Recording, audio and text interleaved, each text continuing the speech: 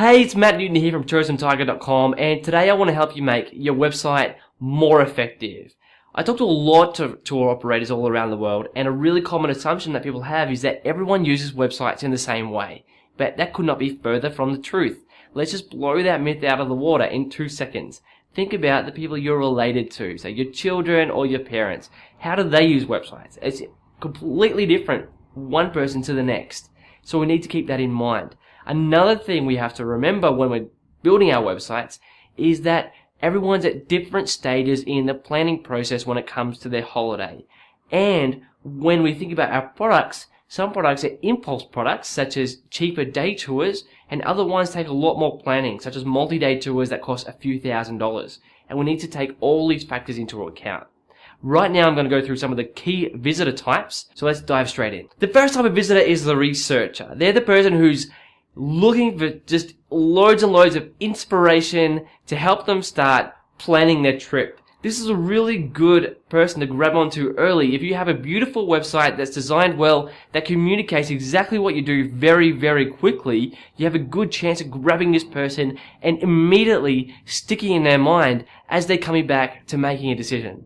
The second type of person is the shortlister. They're the person that they've already spent a bit of time browsing around, and now they're starting to think, what am I actually going to do with my 6 days in this city, or 2 days, or 14 days, or whatever it is? Will I go on a bike tour, or will I go on a winery tour, or will I even go on a brewery tour? Who knows what I'm going to do?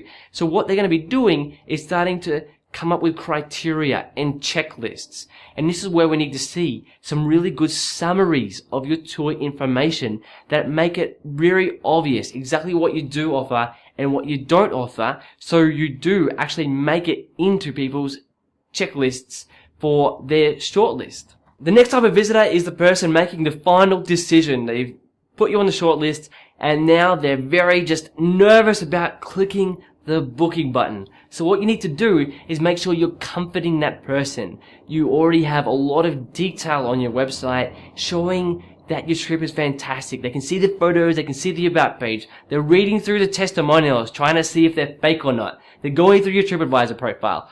What you need to do is make sure you're addressing all of the fears, uncertainties, and doubts that someone can have while they're thinking about booking with you. Because it is a very, very nerve-wracking moment.